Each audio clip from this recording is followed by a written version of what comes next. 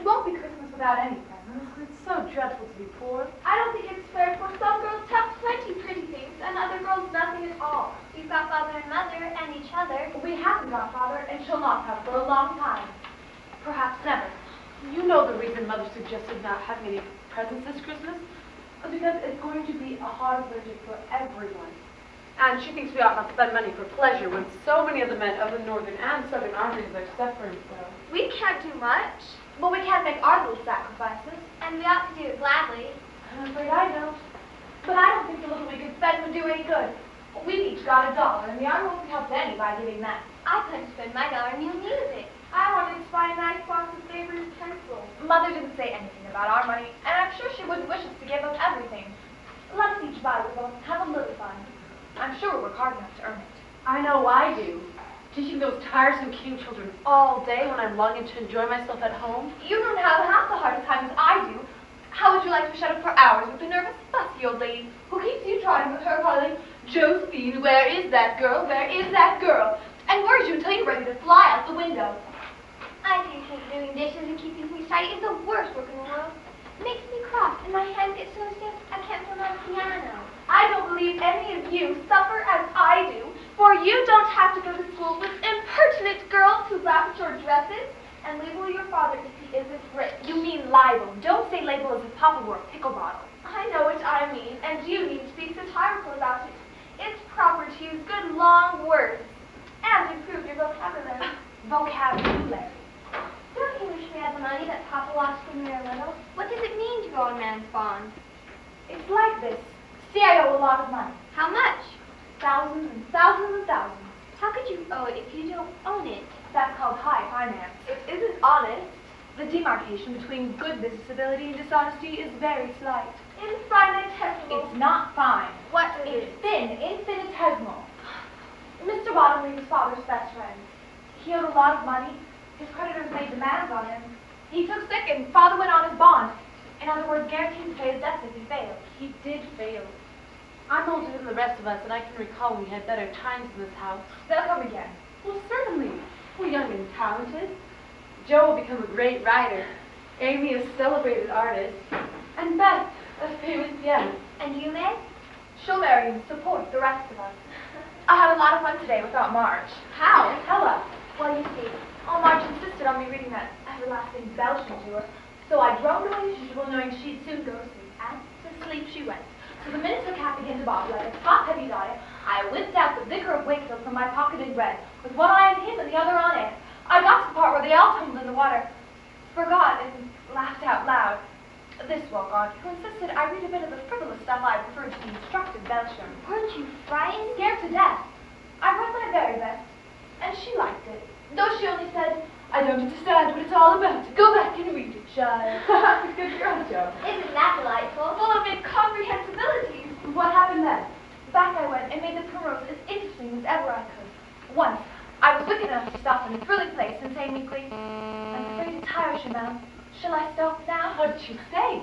I'm frightened to hear. So exhilarating. She caught the knitting which she had dropped out of her hand, gave me a sharp look through her specs, and said, finish the chapter and don't be impertinent, miss. Did she like it? No, but she let old Belgium rest, and when I went back after my gloves, there she was, so hard at the Vicar. She didn't hear me laugh as I danced a jig in the hall. What a pleasant life she might have if she only chose. I don't envy her much, in spite of her money. Rich people have as many worries as poor ones, I guess. That reminds me. I've got something to tell. It isn't funny like Joe's story, but I've thought about it all day. Something to do with the king? Yes. When I arrived, I found everyone in a flurry. One of the children said her elder brother had done something terrible, and his father sent him away. I heard Mrs. King crying and Mr. King talking very loudly. How inexplicable. Yes. I didn't ask any questions, but with all their wealth, I felt so sorry for them. And was rather glad I hadn't any mischievous brothers to do wicked things and disgrace the family. I think being disgraced in school is a great deal more trying than anything incorrigible boys can do. Meaning what, Sir Oracle? Susie Perkins came to school today with a lovely red cornelian ring. Oh, I wanted it dreadfully and wished I was her with all my might. Well, she drew a picture of Mr. Davis with a mountainous proboscis and a hump on his back and the words, young ladies, my eye is upon you, coming out of his mouth in a balloon face. We were all laughing over words when all of a sudden his eye was upon us. What did you do? What did he say? Ordered Susie to bring up her slates. The poor child, whatever did she do? She was paralyzed with fright, but she went. She had nothing else to do. What do you think he did? Spit on the slate. No, to rub it out. He took her by the ear. The ear! Just fancy how horrid. And led her to the recitation platform and made her stand there for half an hour, holding out her slate so everyone could see. Did the girls laugh at the picture after that? Laugh? Not one. They all sat as still as mice, and Susie cried copious quarts. I'll wager you didn't envy her then.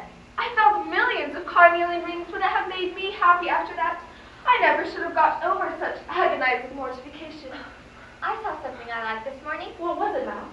When I went to get some oysters, Mr. Lawrence was in the fish shop. Laura's grandfather. He was as crafty as ever. He didn't see me. I hid behind a barrel. A poor woman came in with a pound mop and asked Mr. Connor if he could do some scrubbing for a bit of fish because her children are hungry. But he was in a hurry and said no rather gruffly. But Mr. Lawrence hooked up the fish with the crooked end of his cane and held out to her, saying, "Go along, woman, and cook it." She took the fish and hurried out. Oh, she did look so funny hugging that big slippery fish and hoping Mr. Lawrence fed him might. Yeah. We are a jolly set.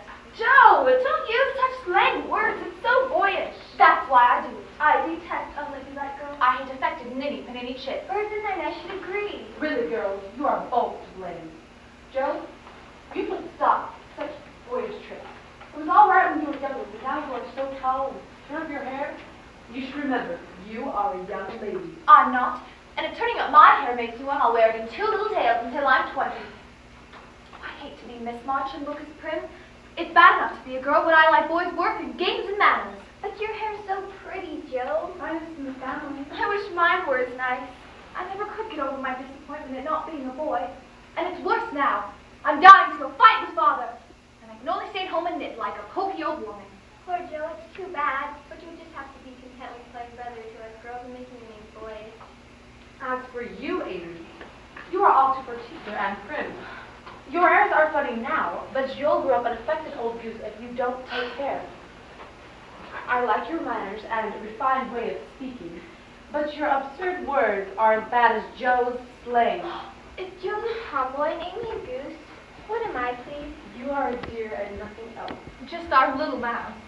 What can be keeping Margie? She'll be home soon. Her slippers are quite worn out.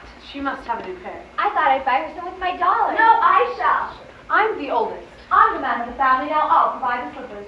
For Father told me to take special care of Mother while he was away. I'll tell you what we'll do. Let's all buy her something and get nothing for ourselves. That's like you. What will we get? I shall get her a pair of gloves. Gray shoes, the best to be had. Handkerchiefs, all hens. I'll get a little bottle of cologne. She likes it and it won't cost much. So I'll have money left to buy my pencil. How will we give her our presents? Bring her in, put them on the table, and watch her open the bundles. Remember how we used to do it on our birthdays? You used to frighten me when it was my turn. We must go shopping tomorrow. Right. There's so much to do about the play before Christmas night. We must be doubly perfect. For Aunt March is coming to see how well we perform her brainchild. Her brainchild? Well, she did give me the plot from an old Greek story. But you wrote it. I hope you didn't tell her about the dress rehearsal today. I did, but there isn't the slightest chance of her coming. Her lady's giving our Hail Columbia, and she's too interested in the Vicar of Wakefield. Amy, come here and do that fainting scene. You're as stiff as a poker in that. I can't help it. I never saw anyone faint, and I don't choose to make myself all black and blue, as you do. If I shall go down easily, I'll flop. If I can't, I shall sink into a chair and be graceful. Oh, do it this way. Clasp your hands so, and stagger around the room crying, Rodrigo! Rodrigo! Save me! Save me! Oh! Oh! Oh! Oh! Oh! Oh, Amy, come on. Glad to find you so merry, my girl. Margie! Let me have your clothes. Give me your bonnet. Well, how did you get on today, dearies?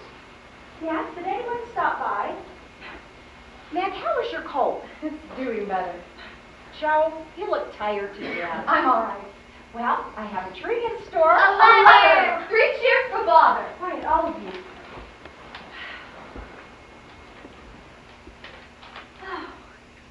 Father says, we are hoping this conflict between the North and the South, between fathers and brothers, will soon terminate. I have been extremely busy and am so grateful for my duties as chaplain. As you are all well aware, I am too old to be drafted and not strong enough to be a soldier, but am doing my part and am satisfied with the result. Now for the best part of the letter. How are my little women? Give them my dear love and a kiss, and tell them I think of them by day and pray for them by night, and find my best comfort in their affections at all times. A year seems very long to wait until I see them, but they will be loving children to you and will do their duties faithfully, fight their bosom enemies bravely, and conquer themselves so beautifully that when I come back to them, I may be ever fonder and prouder of my little women. I am a selfish girl, but I'll truly try to be better so you won't be disappointed in me. We all will. I think too much of my looks, and I hate to work. But I won't anymore if I can help it. I'll try to be what he called me, a little woman, and not be rough and wild. I'll try to be all that Father hopes for when the year comes round, for we all have a part to play in the scheme of things. Yes. Today, as I sat cutting out blue flannel jackets for our soldiers, I began to think how lonesome and helpless we would be if something should happen to Father. I kept worrying about it until an older gentleman came in for an order for some clothes, and I started a conversation with him. What did you say, William Army? Have you any sons in the army? Have he? 4, said he. 2 were killed, 1 is a prisoner, and I'm on my way to see the other one in a Washington hospital. He spoke so cheerfully I felt ashamed of myself. I'd given 1 man and thought it too much, and he'd given 4 without begrudging them. I felt so wonderful thinking of my daughters that I gave him some money. When we're discontented, we should think of our blessings and be grateful. I'm going to take that advice. Me too. Good. Now, my girls, I thought we were going to have a dress rehearsal for the Christmas play. Look, we have the stage all set. Oh, you're all ready? We'll be ready in 5 minutes. Come on, Meg. Wonderful. Oh, I'll get that.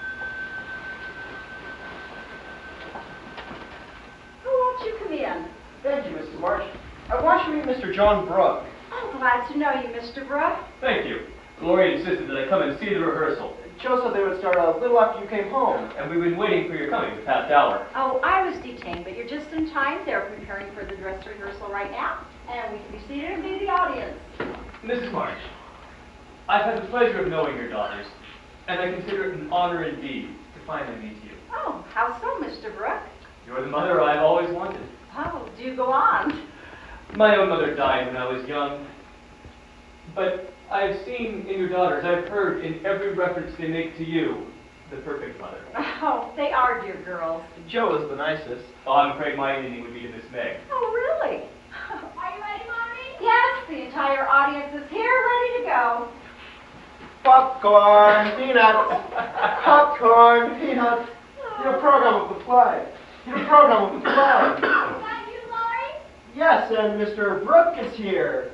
Oh, Meg, Mr. Brooke is here.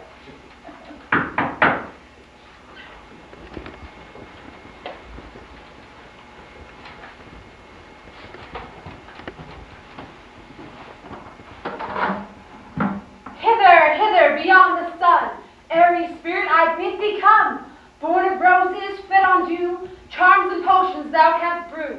Bring me here with elfin speed the fragrant love juice which I need.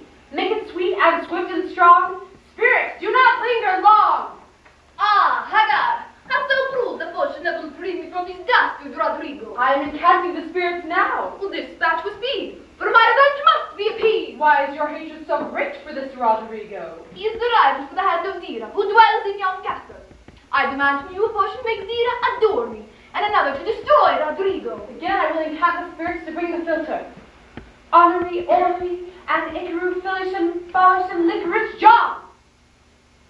Hither I come from beyond the sun, afar in the silver moon. Take this magic spell and use it well, or its power will vanish soon. Is this the instrument that will bring me happiness and revenge? Verily 'tis, most honored Hugo. Then potion, do thy dirty work. Rodrigo, thy doom is sealed, thy Zira will soon be mine! Ha-ha! Ha-ha! Bravo! Bravo! Didst bring the potion I demanded? Very good, I did. Ha-ha!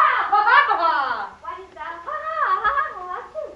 To bring revenge upon his revenge. How is it possible? That vehement villain hath slain several of my people. Beknownst to him? Zounds and stealth, no. If he knew, he would not come to me seeking aid. How you by thwarting his plans and being avenged upon him. Come, O power of evil, come, at thy work and have it done. In the snow or in the rain, bring to Hugo every pain. Refuse the good and send the worst. May his revenge be accursed. Bravo! Bravo! Oh, excellent. Oh yes, Meg is quite an actress. I think she could make a living at it. No one ever gets a living out of it. The best they get is an existence. Oh, I must agree with you. The tinsel of life is often alluring, but seldom remunerative. Oh, wasn't Jo just wonderful? Well, she has the spark of genius, and I don't mean in her acting. I mean in her writing. Well, did Jo write the play? Oh, yes, she writes another, more interesting one every Christmas. Oh.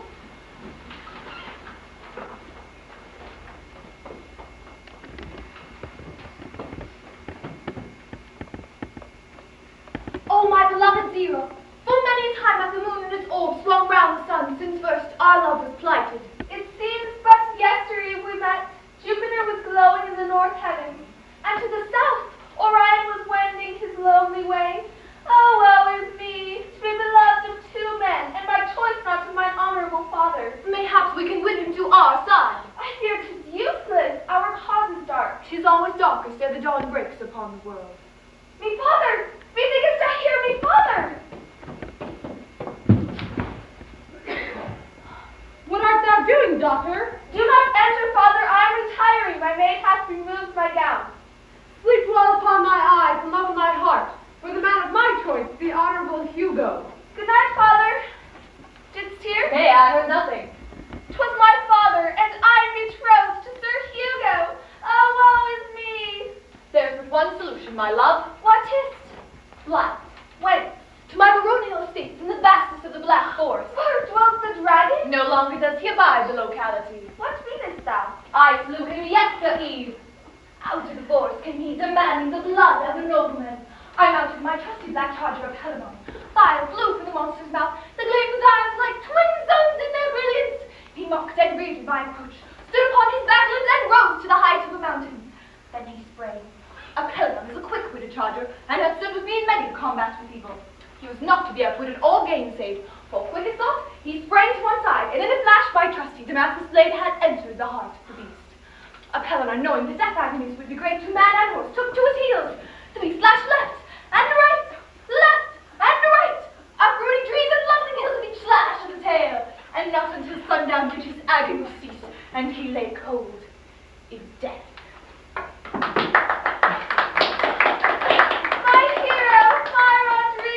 Here I have a rope ladder to reach the tremendous height to your chamber. Thinkest thou it is possible to catch it? Verily 'tis, me lord. Cast thou the rope, and I will catch it.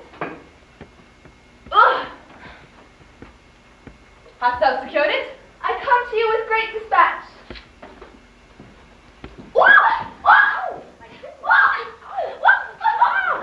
Let me help you, Jo. I told you so. I told you so. Are you hurt? Of course I am. How could she be? I was on the bottom. Her feelings are hurt. I'm sorry, Amy. Please forgive me. What's my fault?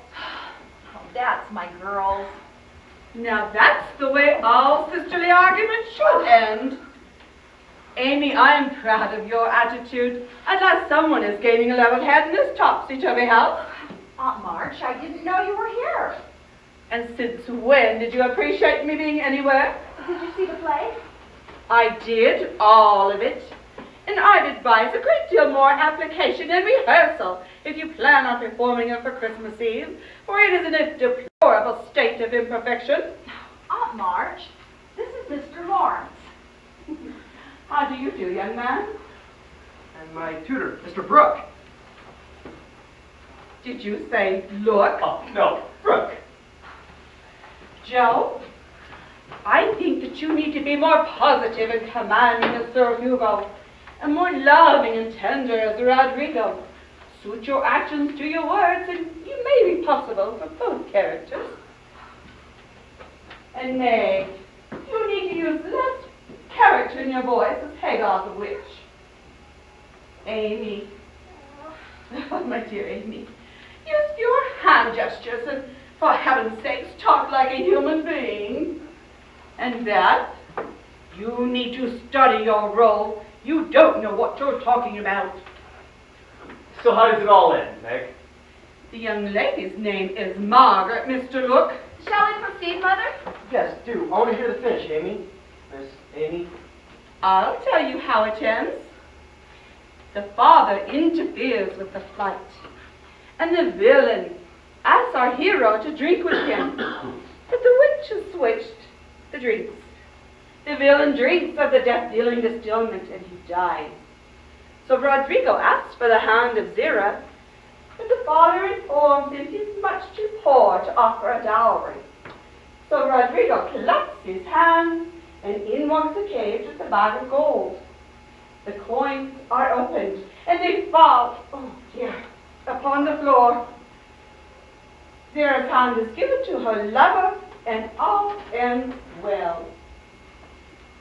How do they manage the drinking scene when Josephine plays both Hugo and Rodrigo? I play Rodrigo in that scene. You girls are too versatile.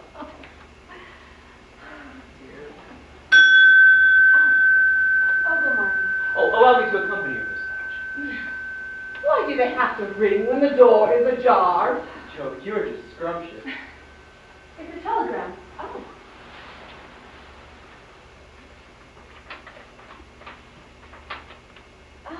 Get her some water, Laurie.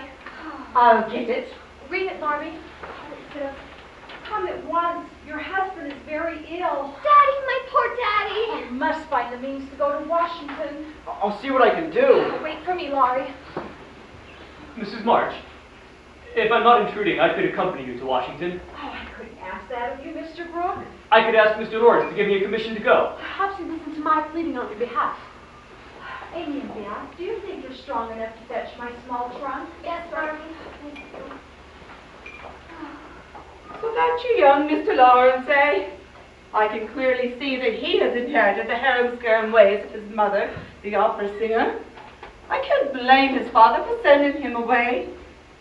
Now, what is it, this telegram? Here, read it. Well, have you seen my spectacles? Do you ever lose yours? Well, I haven't needed them yet. Don't flaunt your age in my teeth. You're no younger than I. How old are you?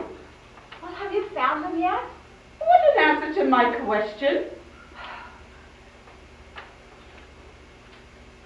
Oh, I have them on. If you can plainly see that, I advise you to get a pair for yourself as soon as possible. Just read the telegram. Just as I said, no brains in his head. The government refuses him because he's too old and too sick to be a soldier, and he runs off to minister to the sick and the dying. A noble sacrifice. And he sacrifices his house, and no will sacrifice that. So you'll get no money from me. Well, I haven't asked you for any money, have I? No, but you'll need it, won't you? Well, yes. Then why refuse mine? Why, you haven't offered me any. Oh, but I do. He is my own flesh and blood, and sick among the sick. Stop by my place on your way to the station, and I'll give you what is necessary. There is a train in about a half an hour. That is if my watch is correct. Miss Amy, how are you doing with your drawings? Oh, just wonderful. Oh, don't answer your elders, young lady. I spoke to Mr. Davis today, and he says you show a great talent. Well, when you've improved enough, then I will take you to Europe with me. Thank you. Ever read The Vicar of Wakefield, Amy? No? Well, you should. It is a very good book. Ah, the poor dear. See what it means to live alone? Take Marty's advice and marry some worthy young man and make homes for yourself and get something more out of life than selfishness. Bethany, could you fetch a little purse for me to take? Yes, Mommy. Grandfather sent these from Mr. March. Oh, thank you. Could you and Amy pack them in the trunk while I fetch some more things? Take the wine bottles, Amy, but don't let them fall there. Years old. Is that why they're so slippery? Yes. Grandfather said put the blankets on the bottom. Put the wine in the center so they won't break. Laurie, you're holding my hand? Said a nice hand to hold. You really think so? The softest I've ever held in my life. Oh, so you've held hands before. Oh, yes. Joe's, but hers are like a boy's. Joe always wanted to be a boy. But I think a girl should be a girl, for then she's preparing her life for marriage and motherhood. I agree. Grandfather said this one was for Mr. March when he began to convalesce. That last word is his. It's too big for me.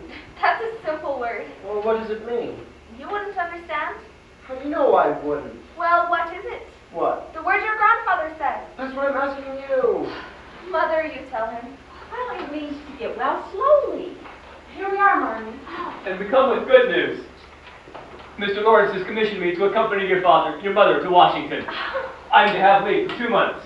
Did Jennings hitch up the grays? Yes, they're right outside. Are you all packed, Mrs. March? Yes. Could you fetch my bonnet and cloak? Lend a hand, we'll take this to the carriage, Brooks. Here, Marmy. It's my contribution toward making Father comfortable and bringing him home. Joe, where did you get this money? $25? Oh, I hope you haven't done anything rash. No, it's mine, honestly. And I don't think you blame me, for I only sold what was my own. Oh, Joe, your hair, your beautiful hair. Joe, how could you? You're one beauty. Oh, there was no need of this, my dear. She doesn't look like my Joe anymore, but I love her for it. It doesn't affect the fate of the nation. Don't wail, Beth. Who made you do it? Well, I was wild to do something about Father. The men gave all the quarterly salary for the rent. I got close with mine and I felt elated. I had no idea of selling my hair at first, but as I walked along, I saw a sign in the barber shop window. And it came to me. All of a sudden, I had something to make money out of. So I walked in and asked the barber if he'd buy my hair. I don't see how you dare do it. The barber stared at first. He said mine wasn't the fashionable shade. But when I told him what I wanted to sell it for, he changed his mind and told his assistant, "Please oblige the young lady." Didn't you feel dreadful when the first cut came? No, I took one last look at my hair and that was the end of it. But I did feel sort of sick in my stomach when I saw the dear hair on the table. Thank you, Joe. Your father will be so proud of the sweet sacrifice you made to him. Goodbye, Nina. Be the little mother in my absence. Don't fret or worry while I'm gone. Keep on work as usual. And remember, whatever happens is God's will for the best, my little women. Joe, what is it? My hair. My hair.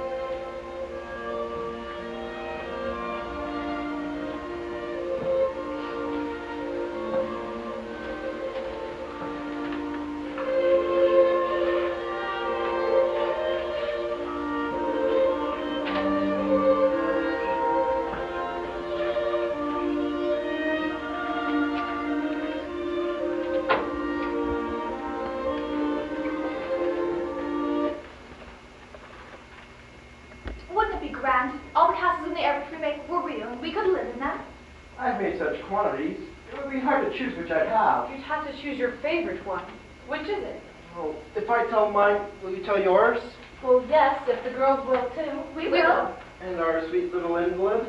Don't joke, Laurie. I'll be well soon. I was sure of that. I've never said what I did. You first, Laurie. Well, after I'd seen as much of the world as I want to, I'd like to settle in Germany and have as much music as I choose. I'm to be a famous musician myself, and all creation is to rush and see me. I'll never be bothered about money or business. Just enjoy myself and live for what I like. That's my favorite castle. What's yours, Meg? I want to live in a large house full of all sorts of luxurious things. Nice food, pretty clothes, handsome furniture, pleasant people, and heaps of money. I am to be mistress and manage it as I like, with plenty of servants so I never need work. I wouldn't be idle, but do good and make everyone love and respect me. Would you have a master for your castle in the air? I said pleasant people, you know. Why don't you say you'd have a splendid wife, good husband, and some angelic little children? You know your castle wouldn't be perfect without. Yours would have anything but inkstands, novels, and horses in it. Wouldn't I, though? I'd have a stable full of Arabian steeds, rooms filled with books. And I should write out a magic inkstand, so my books should be as famous as Laura's music. I want to do something heroic or wonderful that won't be forgotten after I'm dead. I don't know what. I should write books and be rich and famous. That is my favorite dream. Mine is to get well, stay home with Father and Mother, and help take care of the family. I only wish that we might all keep well and together, nothing else. I have so many, but my pet is to go to Rome, become a famous artist, do fine pictures, and be the best artist in the whole world. We're ambitious, aren't we? All want to be rich and famous. I wonder if any of us will get our wishes. If we are alive 10 years hence, let us all meet and see how many of us do get our wishes. I hope I shall have done something by that time to be proud of. But I'm such a lazy dog. I'm afraid I shall die with Joe. You need a motive, Mother says. And when you get it, she is sure you'll work splendidly. You should do what your grandfather tells you. Don't be dismal or fret, but do your duty and you'll get your reward as good as Mr. Brooke had, by being respected and loved. What do you know about him? Only what your grandfather told me about him. How he took care of his sister until she died, and how he refused to go abroad as a tutor to some nice rich people. It's like Grandfather to find out all about him. If I ever get my wish, you'll see what I'll do for Brooke. Again now. By not letting the life out of him. How do you know I do? I see it in his face as he walks away. If you've been good, he smiles and walks briskly. But if you have plagued him, he walks slowly and looks sober and dejected. So you keep an account of my good and bad marks of Brooke's face, do you? I see him smile and bow as he passes your window, but I didn't know you got us the telegraph. Mommy, Father! My boy, how are you? Meg, my darling, how you grown? Amy, my sweetheart. And last but not least, my little mouse. Meg. So you were jealous of your father's illness and had to go and break his nose by getting ill. How did you stand the trip, Mr. Brooke? Splendidly. And your father was a brave soldier all the way. Now I'm sure you have a million things to say to each other, so I'll just take Laurie along home with me. Hello, my boy. I didn't see you over there. I don't blame you that such wonderful daughters to greet you. I'll see you soon, sir, and hope your health will return. Isn't it fine to have them both back? It seems an age since you went away. It's been a pretty long road. But we've got you back. You know, I think our burdens are on a fair way to taper off very soon. Here is one. I remember when your hand was white and smooth, and your first care was to keep it so. It was very pretty then, but it's much prettier now. For in these seeming blemishes, I read a little history. So much goodwill has gone into the stitches. I'm sure the sewing done by these good hands will last a long time. I'm glad to shake this good industrious hand. And I hope that I shall not soon be asked to give it away. Please say something nice about Jo. She's been so very, very good to me. In spite of the cropped head, I don't see the son Joe whom I left a year ago. I see a young lady who pins her collar straight and laces her boots neatly. I shall miss my wild girl. but I will get a strong, tender-hearted woman in her place. I don't know whether the shearing has sobered our black sheep, but I do know that in all of Washington, I could not find a more beautiful gift than the $5 and $20. Good girl. Thanks, Father. I'm trying to be your son, but I feel like crying just the same. No offense, Father. There's so little of her. I'm afraid to say much for fear she will slip away altogether. Although, she's less shy now than she used to be. I've got you safe, my bed. You're the last, but not the least. And I'm glad you're content in being the last. For as you grow older, you will learn to mold your character just as you mold your little clay models. I would be infinitely prouder of a lovable daughter who has a talent for making life more beautiful to herself and others than a great artist. Now, girls, I think it's best we take Father to his room. Maybe that would be best, Mother. Father, let's help each other to our room.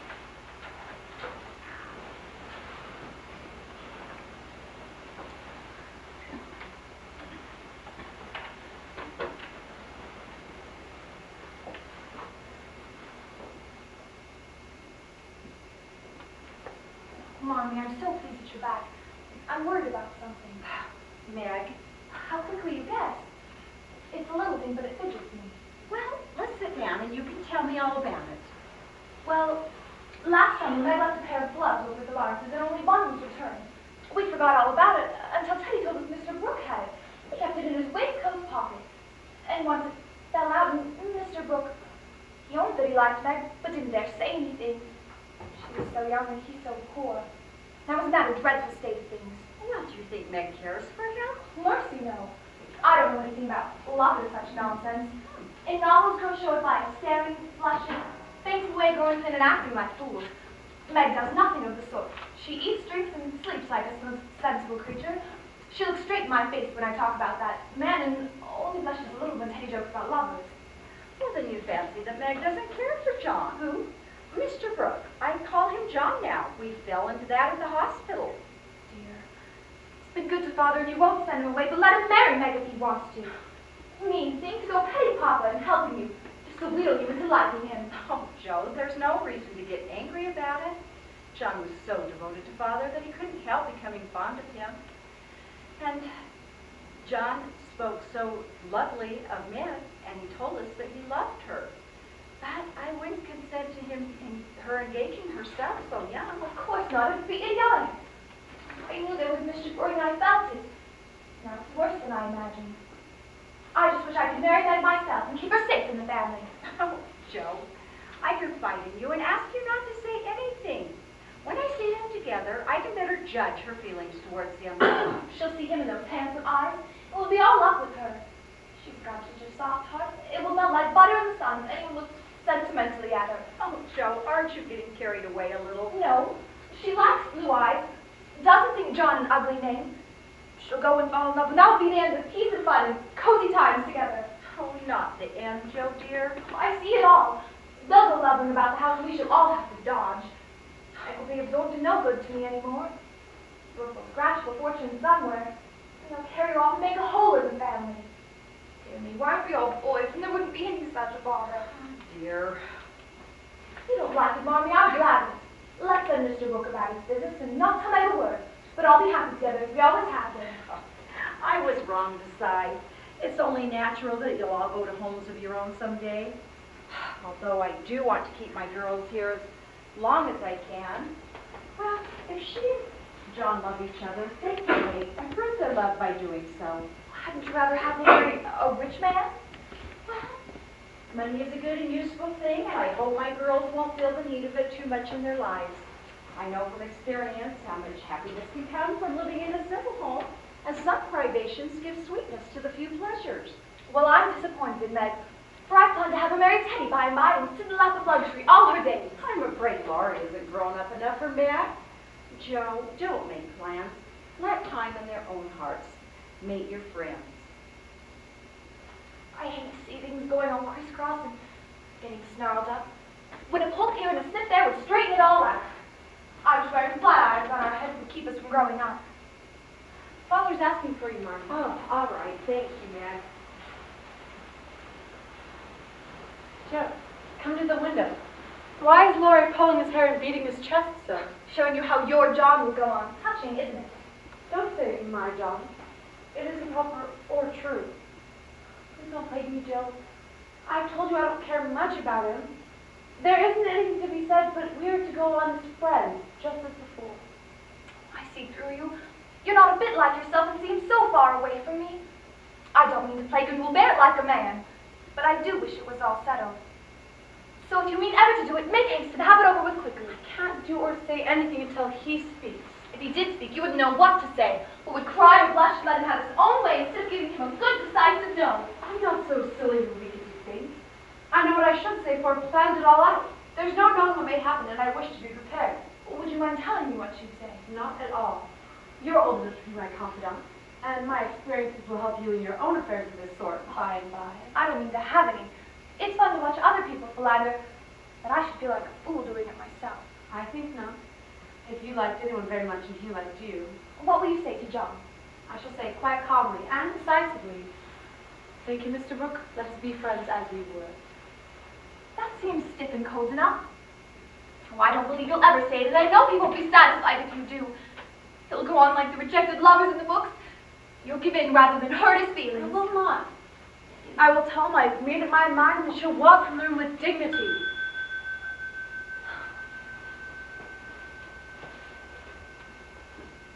Good afternoon. I came to see if I left my umbrella here. And to see if your father is resting easily. I'll go and ask him. Mother would like to see you. Pray, sit down. I'll fetch her. Don't go. Are you afraid of me, Margaret? No. How can I be when you've been so kind to Father? I only wish I could thank you. Let me tell you how. No, please don't. I won't bother you. I just need to know if you care for me a little bit. I love you so much. I don't know. Could you try to find out? I do want to know. I can't go to work with any heart unless I know I have my reward in the end. I'm too young. I can wait. And in the meantime, you could be learning to like me. Would that be so hard a lesson? Not if I choose to learn, but Then do choose. I love to teach. And this would be easier than Latin or Greek. don't choose. Please, go away and let me be. Do you really mean that? Yes. Yes. Yes, I do. Then I hope that you change your mind. And in the meantime, I'll say nothing, and I will wait. I'd rather you wouldn't. Bless me, what's this? It's Father's friend. I'm so surprised to see you. And what did your father's friend say to make you look like such a peony? There's mischief going on, and I must know what it is. We were merely talking. Mr. Brooke came for his umbrella. Yes. Yes, I think I left it in here. You haven't gone and accepted him, child. Hush, he might hear you. Shan't I tell Mother? Not yet. I have something on my mind, and I must free it at once. You don't plan on marrying this crook? If you do, not one penny of mine will go to you. Be reasonable, Meg. I will marry whom I please, Aunt March, and you can leave your money to anyone you like. Highty-tighty, is that the way you take my advice, miss? Well, you'll be sorry for it by and by, when you find love in a cottage to be a failure. It can't be worse than some people find in a big house. Now, Meg, it is your duty to make a rich match. It is also your duty to help this family out. And this must be impressed upon you. Father and Mother don't think so. They like John, even though he is poor. Your mother and father have no more worldly wisdom than two babies. I'm glad of it. So, does this crook have any rich relatives? No, but he has many warm friends. You'll see how cool his friends will be once you're married. Does he have any business? Not yet. Mr. Lawrence is going to help him. Mr. James Lawrence? A crotchety old man. You can't trust him. Mean people never can be trusted. We never see our own virtues, Aunt March. I suppose you're right. So you intend on marrying a man with no money, no position, and no business, and go on working all your days when you could listen to my advice and live comfortably? I couldn't do better if I waited half my life. John is good and wise. He's got heaps of talent. He's willing to work and get on. He's majestic and brave. Childish prattle. Everyone likes and respects him. Since when are you everyone? They're proud to think he cares for me, but I'm so young and poor and silly. He doesn't have any rich relatives, and he knows that you do. I suppose that's why he likes you. Aunt March, how dare you say such a thing? My John is above such meanness, and I won't listen to you a minute if you talk so. Liberty gibbet. John wouldn't marry for money any more than I would. We are willing to wait, and we are going to work.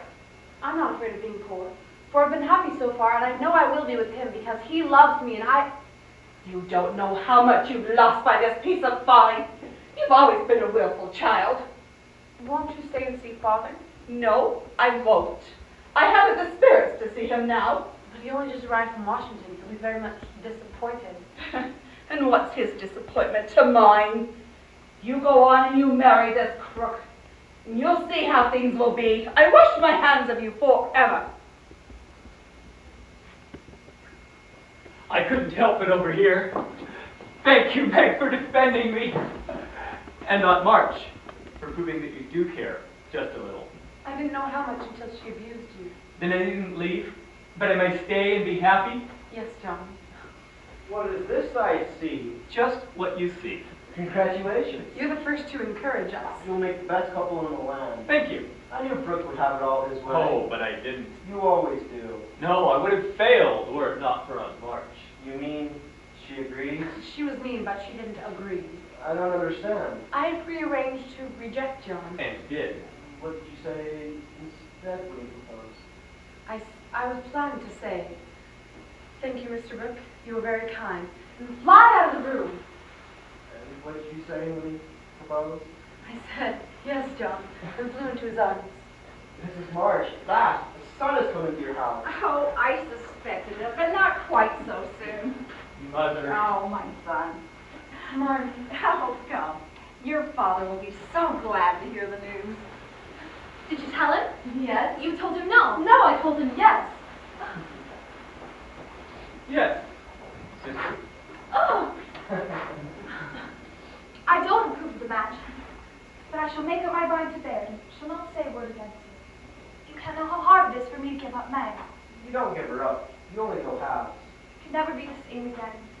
I've lost my dearest friend. You've got me anyway. I'm not good for much, but I'll stand by you, Joe. All the days of my life, upon my word I will. I know you will, and I'm so much obliged. You're always a great comfort to me. Because I love you, Joe. Oh, Teddy, please don't. Yes, we will. We must have it out, and the sooner the better for both of us. Say what you will, then I'll listen. I've loved you ever since I've known you. Couldn't help it. You've been so good to me. I've tried to show it, but you wouldn't let me. So now I'm going to make you hear me and give me an answer, for I can't go on so any longer. I wanted to say you this. I thought you'd understand. I know you did, but girls are so odd. Never know what they mean. Say no when they mean yes, and drive a man out of his wits just for the fun of it. I don't. I never wanted to make you care for me. I hoped you loved me, though I'm not half good enough. Oh, you are. You're a great deal too good for me. You know why I can't love you as you want me to? I tried it, but I can't change the feeling. It would be a lie to say I do when I don't. Really, truly, Joe? I don't believe it's the right sort of love. I'd rather not try. Laurie, I want to tell you something. Don't tell me that. I can't bear to know. Tell what? That you love another man. Oh, I haven't the least idea of loving anyone else. But you will after a while, and then what will become of me? You'll love someone else too, like a sensible boy. Forget all about this trouble. I can't love anyone else, and I'll never forget you, Joe. Never. Never. You haven't heard what I wanted to tell you. Sit down and listen. For indeed, I do want to do what is right and make you happy. Go on. Mommy and I agree. You and I are not suited for each other.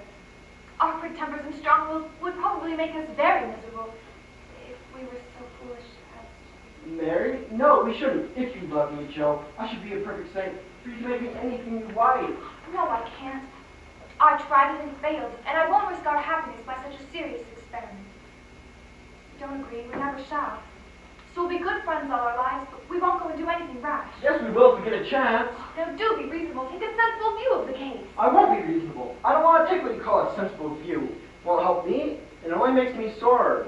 I don't think you've got any heart. I wish I hadn't. Don't disappoint us. Everybody has their heart set upon it. Grandpa has his heart set upon it. Your people like it, and I can't get on without you. Please say you will, and let's be happy. I can't say yes truly, so I won't say it at all. You'll see that I'm right. Thank me for it. I'll be hanged if I do. Yes, you will. You'll find some lovely, accomplished girl who'll adore you and make a fine mistress for your fine house. We should quarrel. We can't help it even now. You hate my scribbling, and I couldn't get along without it. And we should be unhappy and miserable and wish we hadn't done it. And everything would be horrid. Anything more? Nothing else. Except that I don't believe I shall ever marry. I'm happy as I am and love my liberty too well to give it up for any man. I know better. You think so now, but there'll come a time when you care for somebody and love them tremendously and live and die for them. I know you will. It's your way, and I'll have to stand by and see it. Yes, I will die for him if he ever comes along and makes me love him in spite of myself. I've done my best, but you won't be reasonable. Teddy, I'll always be fond of you. Very fond indeed. As a friend. But I shall never marry you. The sooner you believe it, the better for both of us. You'll be sorry, Joe. Where are you going? To the devil! What's wrong with Mark? He was foolish enough to propose to me. And you refused? We're all too young to think of such things. Meg has more than thought of it. I was just talking with Aunt March, and she told me everything. That she threatened to cut Meg off. It's an ill wind. Meaning what? Very soon I'm to leave for Rome to study painting under his master. Oh, isn't that wonderful? Happily so. How? Mr. Lawrence informed Aunt March that he was sending Lauren to York next month. Won't that be gorgeous? You'll see a deal of each other. Won't you care? No. Joe, I have a confession to make. Confession regarding what? Laura told me he loved you more than me. And I did a terrible thing, Joe. I flew into a rage, ran to the attic, to your desk, tore your novel to shreds, and threw them in the fire. What? My little book I worked over so hard. You really burnt it? Yes, I did. And I'm so sorry. You wicked girl. I'll never forgive you, and I can never write again, as long as I live. Never! Joe, what is the meaning of this? Sorry, Marmy, it's my dreadful temper. Tried to curb it, I think I have, and then it breaks out worse than ever. What shall I do? What shall I do? Oh, watch and pray. Never give up trying. Never think it impossible to conquer your faults. Make way for this wonderful assembly. Leave us alone. We know how to navigate, don't we, little mouse? Yes, Father. Sit here and tell me all about yourself since I went away. There isn't much to tell, Father dear, except for that Amy, Meg, and Joe have been such devoted, attentive sisters while you've been away. That even though I was not certain of some of the events of those dark days, I felt their loving presence constantly with me. And when they told me we returned, I was fully determined to get well again. We'll get strong and healthy together, eh? We'll make our race of it. What do you say? Very well, my beloved Father, and I will hold firm to your teachings. Then the race will end in a dead heat. What does that mean? Under the wire, even Stephen. What's the city of Washington like, Father? Oh, it's the dream of dreams. The most beautiful place man has conceived.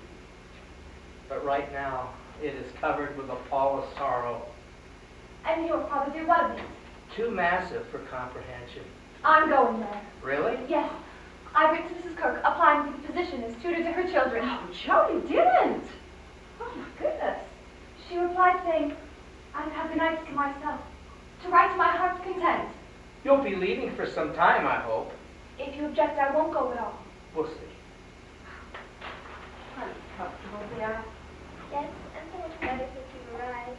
Oh, maybe it's the postman. I'll go.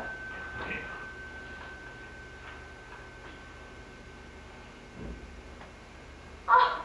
Aha! Christopher Columbus! Look, a check! A check! What does this mean, Joe? That I won the prize, and Beck can go to the seashore as the doctor ordered. I couldn't, dear. It'd be selfish. Oh, but you shall go. I set my heart upon it. That's what I tried for, and that's why I succeeded. I never get on when I think of myself alone. It'll be fun to see her come home strong and rosy again. Dr. Joe always cures her patients. This check is from the Daily Eagle. See, the rival pages by Miss Josephine March. First prize in the contest. Reward of $100. Well, how did it happen, Joe? Well, the other day on the train, a boy sat beside me with a copy of the Daily Eagle. He was interested in a story by Mrs. Northbury. That prolific writer, eh? He told me she made a good living out of her stories. When I told him I could do as well, he said, go ahead. This gave me an idea, so I took the rival pages to his office. Weren't you frightened? I made 3 tries before I succeeded in getting up the stairs. Why, my dear? There was a dentist sign adjoining the entrance with a pair of artificial jaws which slowly opened and shut. Oh, what a girl. I gave my story to Mr. Davis, and this is the first I've heard from it or him. Well, it was a worthwhile reply. Lucrative and surprising. What is the story? The usual labyrinth of love, mystery, and murder.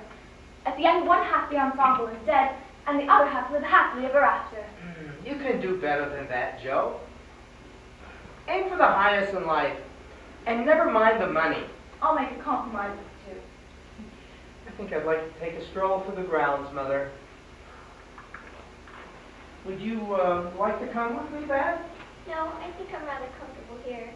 If I beat you to full recovery through my walks, it'll be your loss. We won't be long, girl. Just a breath of fresh air.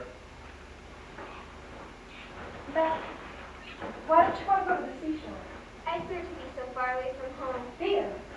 Try to see it, though, and don't be troubled about me. It's best, indeed it is.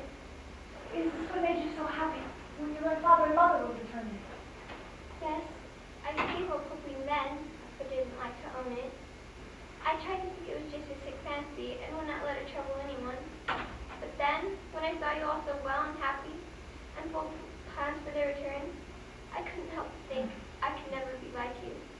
And then I was miserable, Joe. You didn't tell me? Didn't let me comfort or help you? Why did you shut me out in the air all alone? Sweet child, before you cried so cheerfully. Perhaps it was wrong, but I tried to do right. No one said anything, and I wasn't sure. It would have been selfish to frighten you all. At least I thought so then. I'm so happy with Laurie. Who's fond of you too, Beth? So good to me. I love him like a brother. You're also dear and loving, but I hate to go. I try every day to get better. I want to go so much. In the morning, I hope, but every evening I lose a little, and I fear I shall never get back. Life is like the tide, Joe. It struggles to get the flow, enjoys brief moments of achievement, and when it turns, it goes out slowly, but it can't be stopped. It shall be stopped. Your tide shall not turn so soon, Beth. I'll work and pray, and I'll keep you in spite of everything. It's not for us to judge and condemn. It's up to God's nature. Father and Mother of us all. They will teach and strengthen hearts and spirits for the life to come. It's hard to say or let go, but life has been very sweet to me. You'll tell the others, won't you, Joe? They often say those who love us best are often blinded to these things. If they don't see, you must tell them. I don't want any secrets, and it's kind to prepare them. Meg has gone to comfort her, and Amy has Laura's, but you understand my father and mother. Won't you, Joe? I can't. I'm going to believe it's a sick fancy and not let you think it's true. I don't know how to express myself, and shouldn't to anyone but you. So I don't know how to speak out to anyone but you. I only mean to say I was feeling that it was Reverend Higgins that I should live long. Beth, please. I only mean to say I'm not like the rest of you. I never made plans for what I would do when I grew older. I never planned on getting married as you all did. I never thought of myself as anything but stupid little Beth trotting about at home, of no use to anywhere but here. I never wanted to go away. And now the hard part is leaving you all. I'm not afraid, but it's as though I'm making me homesick for you, even in heaven. Then make up your mind not to leave us. I'm going to have you strong and rosy by spring. Think of the race with Father. Do you want him to win at his age and you at yours? Joe, dear, don't hope anymore. It's no use. I'm sure of it. Let's not be miserable, but enjoy our time together while we wait. Now take me to my room. You don't need that. That's your part of life, Joe. I won't really want you to support. Well, then why not? I'm strong. We've had happy times together, haven't we, Joe? Yes, Beth. And I think I tried to walk easily. help me. You'll be all right.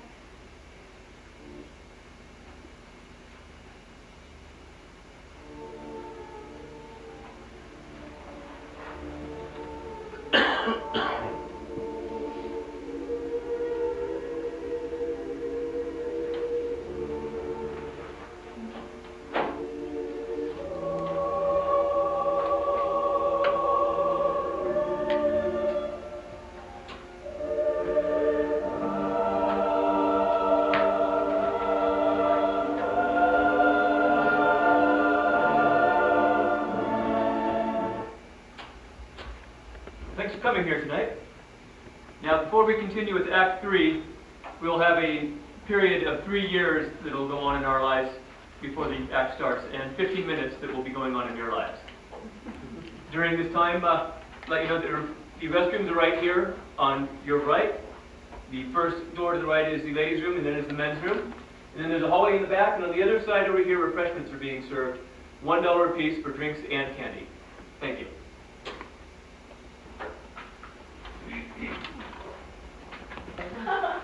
Where are the twins, Daisy and Demi? John is following with them. Marmy, you look beautiful. How for my children? All home to celebrate your birthday. How's Joe? You know, I heard life in New York is broadening. This German professor, Mr. Bear, has helped her improve her writing. Who's Professor Bear? Oh, she'll tell you. We have invited Ralph Waldo Emerson to dinner, and your father's with him now. Don't you think he might consider her writing trash? I don't know. He's too great of an artist to criticize. And besides, he's read many of her stories and thinks they're wonderful. How thrilling. Marmy, I want to have a talk. Where are the others?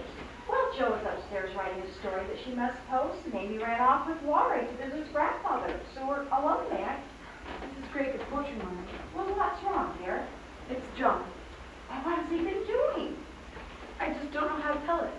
Well, forget you're married, become a child again, and tell Marmy all about it. I'm contemplating divorce. Oh, my goodness, my dear, such a move would be scandalous. I don't care if it is. Oh, sit down and tell me what's on your mind and start at the beginning. He's away all day. And the night when I want to be with him, he's continually over at the Scots. It isn't fair that I should have the hardest work and never any amusement. Men are very selfish, even the best of them. Well, so are women. Don't blame John until you look at your own faults. But it can't be right for him to neglect me, can it? Well, don't you neglect him. Why, Marmy, I thought you'd take my part. Well, I do as far as sympathy goes, but I think the fault is yours, Meg. I don't see how. Well, didn't you spend evenings exclusively with John before the twins were born? Yes, but I can't now, not with 2 babies, Dad. Well, I think you've made the same mistake that many young wives make. Don't neglect your husband for babies. Teach him how to help. Become interested in what John's interested in. Know what's going on in the world and educate yourself. Must I ask him about politics, business, and society? Yes. Try it, see if he doesn't like your society better than Mrs. Scott Suppers. Now is the time to go closer together. Tenderness soon wears off if care is not taken, and no time is more precious to parents than little lives to train. I will get that. Oh, come in. Oh, how sweet and innocent they look. Oh, you should have seen them a few minutes ago. Oh, you don't think that they... Oh, it's not that. Daisy got stuck with the pin and began to yell. And then Demi got mad and wanted to show how he could outshout her. Well, why don't you give them to me? Well, don't break them, Oh, my goodness, I was taking care of babies long before you were born. but not twins. Oh, come to Grandma. I'll put you to bed.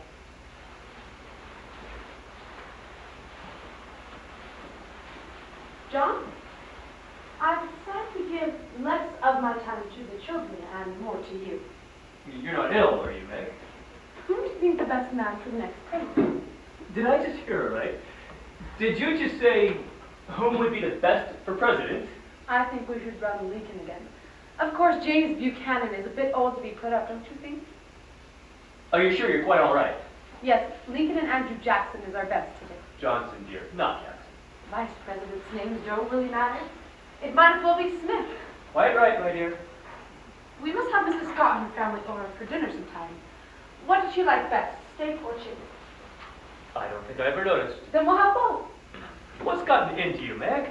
Don't worry, John dear. I'm not losing my senses, nor am I mad. I just opened my heart to Marmy. And she advised you to ask a lot of silly questions? No. She told me to take interest in the subjects you like best. I know nothing of politics or world subjects, but if you promise to teach me, I promise to learn. And then we go back to being just Meg and John? John and Meg. The happy ending of the story, or what? Yes. Which? Oh. How are you, Joe? It is indeed wonderful to see you, and for you to come visit Maria on her birthday. Yes, I understand your train was late. A cow got on the track and refused to budge for a full hour. The passengers tried their hands at removing it, but Mrs. Cow was planted there for good. So how'd they get her to move? I gave my famous imitation of a cat. Moo! And it either aroused her maternal instinct or frightened her into moving. Then the train moved, eh? So you become a great writer. I'm afraid so. But why that tone of voice? They say all writers are absent-minded, but can you imagine me getting to the place where I buy Mommy her birthday present, rush off without it? Have you told her? No, I missed just after we drew out of the station. I sent a telegram to my neighbor, Professor Bear, to send it by post, and if he too doesn't forget, we should receive it before nightfall. Well, I think the new train is coming in soon. Shall I see if it's arrived? There's plenty of time. A walk after lunch might do us good. Yoo-hoo! Ciao, Daisy! Ciao. Laurie, you have a mustache. How becoming it is. Oh, misplaced eyebrow. If you said that first. Who? Aaron told it to Moses. Get out, it was an old joke then. Had long whiskers. Perfect chestnut. Let me look at you again, Teddy. Dear Joe. Don't be jealous, Amy. I'm not to the least. Well, you've had him for 3 years in Europe, and if you haven't kissed him in all this time, I'll show you how. Oh, excuse please, monsieur. Professor Bear, what in the world are you doing here? Oh, well, I was afraid that you lose the chance to give your mother to her presents in the moment, so I came with you myself. You old darling. Well, here is the present, sir. I go back now. Oh, wait, you'll do nothing of the sort. I want you to meet my people. Oh, couldn't see if I could make out with it by the description you have so many times expounded to me. Perfectly all right. This is the maid, Sister Meg. Correct. Pleased to meet you, Professor. And this is your husband. Quite right. And my name? Oh, it's Brooke. This is an honor. Oh, and this is Amy, no? Yes, You have to lay over the lady, yes? just returned. Wonderful. But never you tell me of your brother? I'm not her brother. But from the kissing business I interrupt, I think he's a brother. This is Mr. Lawrence. I'm afraid that's all I will ever be to Joe. Well, to be a brother to such a wonderful girl would be an honor. I put the twins to bed. And here is the wonderful mother I dreamed of someday night. Mother, Professor Bear. Oh, welcome, Professor. What brings you our way? Well, that is Miss Josephina's und meine secrets. Really? Yeah. Oh, well, she has written about how much you've helped her, Professor. Oh, and here is the wonderful preacher man, the present conference, the great man in America, Ralph Waldo Emerson. Father, Professor Bear. I'm happy to meet you, Professor. So you were the young man who was of such assistance to my Joe, eh? Nothing to the assistance she has given me. Where did you say you put the twins, Daisy and Demi? They're on my bed. Come, Amy, let's go look at them. Oh, try not to awaken them. I'll see you don't. Oh, what is the name of the babies? Daisy and Demi. Debbie, is that right? Yes. Laurie's their godfather. He wrote us from Europe asking that we name the babies Daisy and Demi. But why Debbie? In French that means the half. Is it with the baby in the half or there two? Laurie will explain that later. But there won't be any later. What do you mean? I go back by the train. Wait. Oh, Professor, don't leave. You're here for dinner. Is this Laurie to dinner staying too? Certainly. Then away I go. No, you must remain. Ralph Waldo Emerson is coming to dine with us. That's another colored horse. And I want you to stay. You must stay. And that's funny. The last word. No, on second thoughts better I go. I have delivered the presents and I'm finished. Oh, Professor, you brought me a present? Oh, excuse me, monsieur, I have blundered with my forgetfulness. It was a slip of the tongue, my dear. And what a slip. Almost a slide. Mother, I forgot your present. Why, Professor, to post it, and he brought it. I don't understand that word post, so I think you should want I bring it post haste. Oh, I suppose the day will come when the family learns to leave the door locked. Any thief could walk in here without the slightest interference from this family. Hello, dear. I have come to wish you a happy birthday. I brought you a shawl to remember me by. Now put it on and let's see how it goes with your aging complexion. Now, Joe, it is so good to see you again. I have read everything that you have ever written, and you have aged just like fine wine. And Mr. Burke, how are the twins? Oh, fine, Derek. Oh, never mind. What do you men know about babies? And who is this stranger? Is anyone going to introduce me, or must I introduce myself? This is Professor Bear, Aunt March. Charmed to know you. You have spoken so often and so pleasantly of you that I know when you came in that you was you. Jill has always been the favorite of mine in this family. I knew she had it in her to succeed. But I had to drive her to it when she was younger. If it was for these indulging parents of hers, she'd be married to some local yokel with 2 babies, or they spoiled her career. Is that fair to me, Aunt March? Now, we only wear the shoes that fit in this life. Now, young man, I like you. I like your viewpoint, and I've read everything that you've written that Joe has sent to me. So tell me, how and where did you meet our Josephine? Oh, well, where should I begin to start? At the beginning, of course. Oh, well, you tell them. Well, it began Now, you're both writers, so make it short and interesting. the first day I was at the Kirks. As I was descending the steps, I saw a servant ascending with a heavy hot coal. When Professor Bear appeared from nowhere, took the hod and carried it for the girl. Bully for you, Professor. A damsel in distress is always appealing. He's read that somewhere. Now, go on. Why are you helping her? Oh, well, the little back is too young for such heavies. The next day, as I was passing the professor's room, by merest accident, my umbrella hit against his door. Oh, it flew open, and there I stood with the dressing gown on, a big blue sock in one hand and darning needles in the other. Oh, I knew the German gentleman embroidered his darning socks. That's quite another thing. Not so pretty. It keeps the feet warm. Oh, fine logic, Professor. Absolutely. 2 or 3 days later, I came home to find the nursery in an uproar. There was the professor playing naturally with the 2 Kirk children, his 2 orphan nephews, and Tina, the child of the Frenchwoman who does the fine ironing. What did you do then, Joe? Oh, well, she joined the menagerie. I was the elephant and she the kangaroo. It never pleases children more to see their elders act as children themselves. Later, he asked if he could read me The Death of Wallenstein.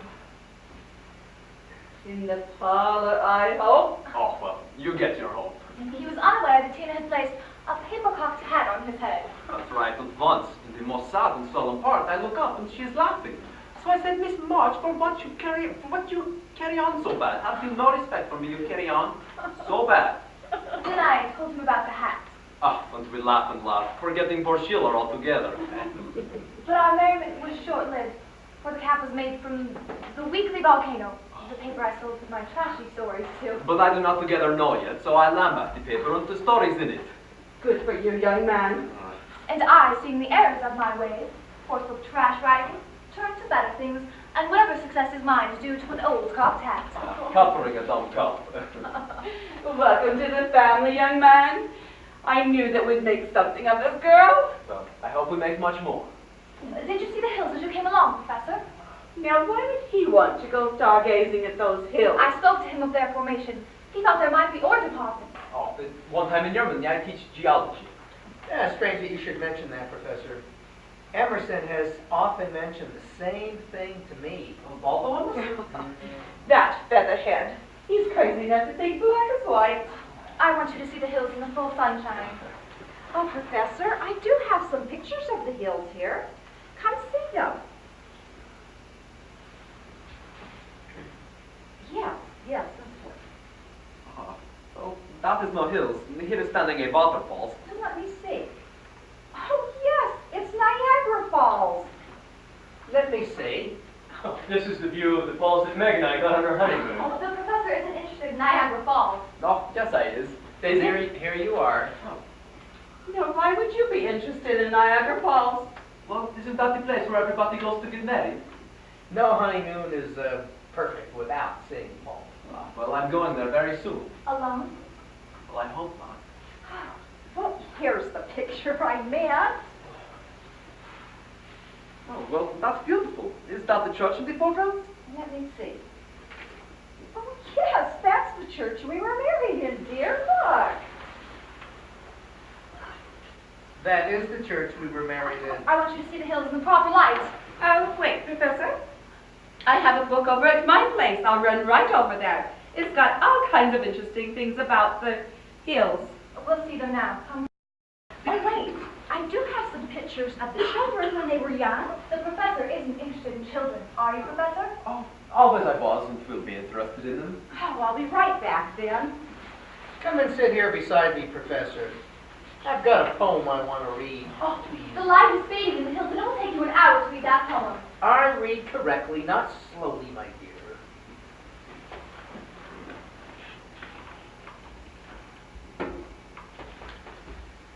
There was an old man, very rosy and fat, who continually wore a high beaver hat. Oh, Professor, you're going to love this poem. This is one of my favorites. Go on. And there was an old maid, very thin and prim, who was casting amorous glances at This is him. going to kill you, Professor. At the end of the poem, the old man and the woman. Just look. At the end of the poem, you're going to love this. Just a minute, Mother dear. No, excuse. Later, we all laughed at that. Oh, yes. Oh, Miss March, have you a little picture of your... No, what I mean is, have you a picture of your from when she was little? Yes. Oh, here she is when she was 3. Oh, well, she hasn't changed much. I have 2. Let me see.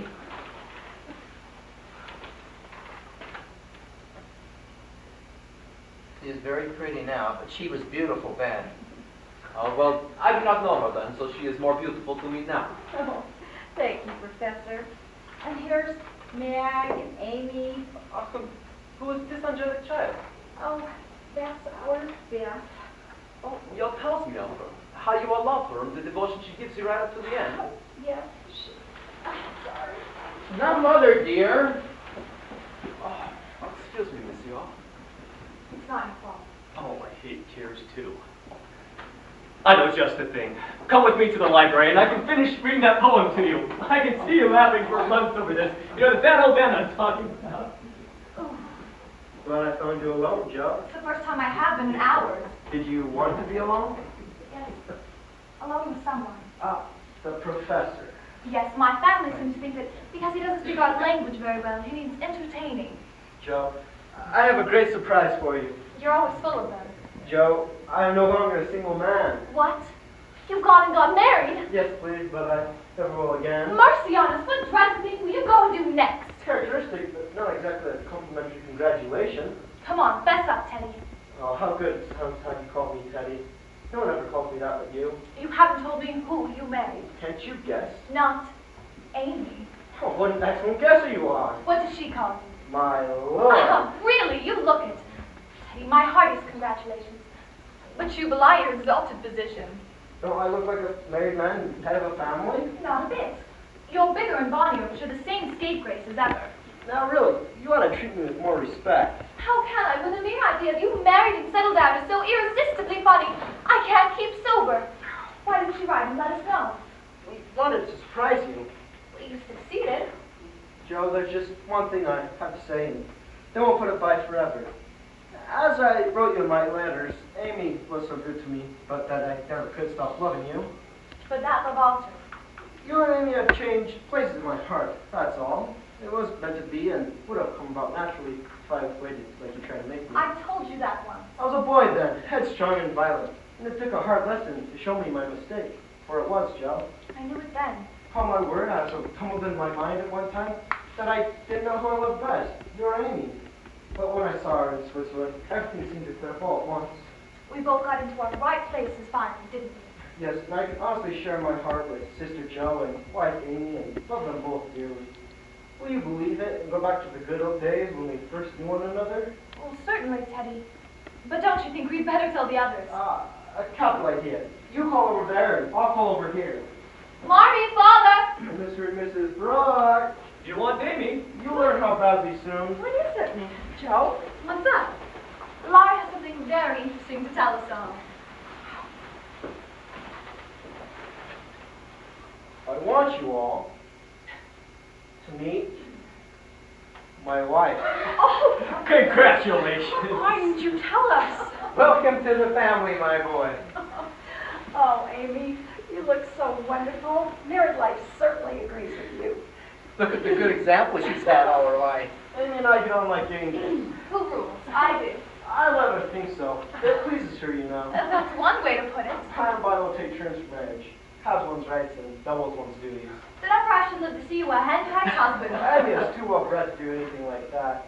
I'm not the sort of man to submit to it. My wife and I respect ourselves and one another too much to ever tyrannize a quarrel. Didn't I once say something just like that? I know I did. Yes, sir. My wife and I Oh, got- excuse please. But is this lady your wife? Yes, Professor, my wife. My heartiest congratulations. Monsieur, why did you not tell me this? I didn't know before. You make up with me, y'all. Oh, they only just told us a moment ago. My wife and I thought it would be a surprise of surprises. Well, those kind of surprises is either welcome or disaster. Quite right, Professor. Well, personally, I prefer to acquaint people of my actions. Is that why you sort of dropped in on us today? Oh, well, Oh, look! Our trunks are arriving at the house. Come, Papa. What you call it? Papa? Can that be so? A little premature, Professor. What did you bring, Amy? All sorts of fancy French things. Come on, John, let's see. You'll adore the cute new lacy and fluffy. What did you bring, Laurie? Loads and loads of things. Nothing cute and lacy and fluffy, I hope. Certainly not. Oh, let's go see Father. You run along and look, dear. I'll stay here and entertain the professor. Well, maybe he would prefer younger company. Oh, I wouldn't call Mr. March so old. Oh, See? but you always liked women's dresses. When? That's right, especially when they are soft and fluffy and covered with lace. Did you want to see the dresses? No, rather I would say some things to you. Or won't you sit down? No, better I say this very fast. Monsieur, I'm going very far away. Where? Oh, well, let me think for the place's name. Oh, it's Chillimicati, Ohio. Chillicothe, Ohio? What are you going to do there? Well, I'm going to teach German. You're doing that with great success in New York. No, but in Chillimicati I have a chair. You have 6 in your room at Mrs. Kirk. No, this is to be a chair in the university. I'm to be one of the faculty. When will you be leaving? Well, as soon as I pack, once I get back. Sorry. I shall miss you. Well, Monsieur, we have been good friends, no? Yes. And friendship is akin to... Hearts. There's why you cry. Because you're going away. My goodness, this is too good. Did I cry or you're going away? Well, both. Oh. No. Monsieur, I have nothing but love to give you. I came here to see if you could care for me. Go on. I had to be sure I was not wrong. And you found... Monsieur, could you make a little place in your heart for old Friedrich? a little place? Little places grow up to big places. You were saying? Oh, no, Monsieur, we have come to the place, the moment. Yes, the place, the moment. The magical moment on which youth is bestowed upon the old, dwelt upon the plain, beauty upon the... And gives human hearts a foretaste of heaven. Isn't that right, Friedrich? Oh, well, nobody speaks my name so since Minute. So you've loved before. Well, I give my first love to her. Who was she? She was my sister. But you, my darling, are my first love, and my best. Why didn't you say all this before? You sometimes spoke of this Laurie, so sweet from the mouth. I have much fear he is in your heart very deep. I only have a place in my heart for you.